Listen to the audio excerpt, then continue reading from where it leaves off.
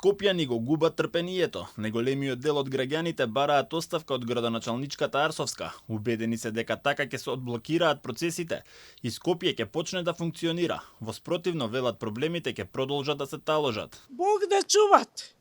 Полошо не може да биде. Не се ја врши добра работа. Никаква работа не заврши. Ништо од тоа што кажа не заврши. Ништо.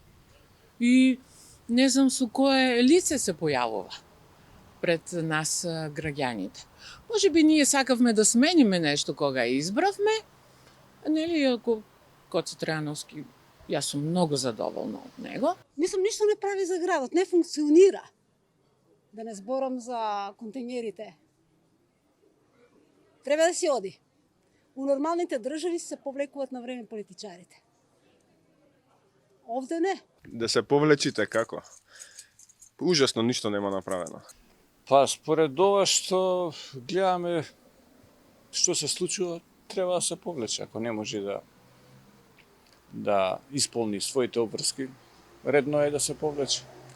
Да не трпиме сите ние како граѓани. Она ако има морална одговорност, треба да си поднесе оставка. Мислам дека не работи доволно добро. Јас се гласав неа, меѓутоа не сум задоволен од незината работа. Дел од граѓаните пак сметаат дека решението треба да биде системско, а не во оставка, и се сомневаат дека проблемите ќе останат и по незината смена. Да се повлече, не. А што ќе добие ако се повлече? Што ќе добие градот ако се повлече? Сите се виновни, не само таа. Сите. Фино си играше со ВМРО, зашто одеднаш престана, не знам. Тие кога веќе ја кандидирале за градоначалник, ја извеле заради неа, треба да бидат со неа. Меѓутоа, суетни се и тие. Дали добро си ја врши работата? Па не сум тамо да знам. Меѓутоа, како што беше Коце, нема да има градоначалник. Утре е последниот ден од рокот кој на Арсовска го даде владата за да достави план за работа и чистење на градот.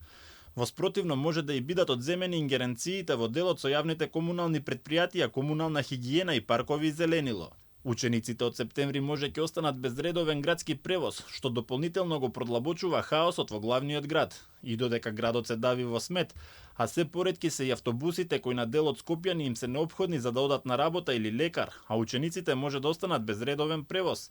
Арсовска само менува директори. За 2 години таа смени 25 раководни лица на градските предпријатија.